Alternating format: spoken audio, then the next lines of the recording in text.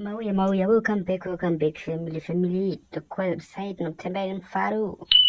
But retribution, nira mangwana. Zvatopera. Kutopera cheko. Azvikwanisiki munhu President Chamisa munhu ane zodzo. Saka ukada kukwikwidzana nemunhu ane zodzo ka wega unepesera wakutanga ndo wakupenga. So timiro nemanje changu vachapenga kupenga cheko chakufamba mumastreet. Because haisi nyore kukwikwidzana nemunhu akazodzo. So ndirongokurudzira vana veZimbabwe kuti aiwa ngatiteere mukomana.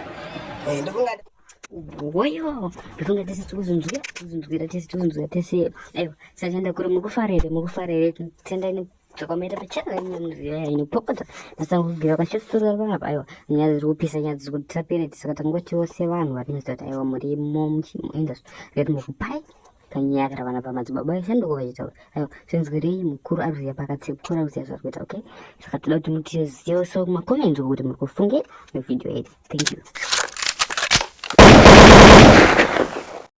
ini ndinogara kumaruro areas. Ini chandinoziva ndiri kumamisha ndinoziva kuti Job Scala munhu anoteera President Chamisa.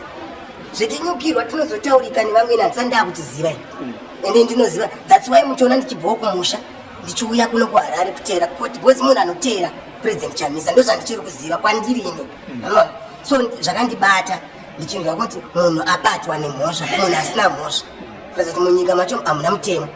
Zvakafanana neni pandikarohwa vakamirawo neni handiti vakachindibatsirawo munhu amuno mumatambudziko handiti nemhosva yanga ndapirwa pasina kana nyaya ndisina kana mbosvika pachimudhuri chambuya nehandi but makaona ndichirohwa ndisina kupfeka ndakasungirwa chidhina kunhengo dzangu. So zvinhu zvinongobatawo kuti ende mukatarisa pika kuri kuita murume wekujeri zvinhu zvinongorwadza munhu wenyama ende ihama yedu.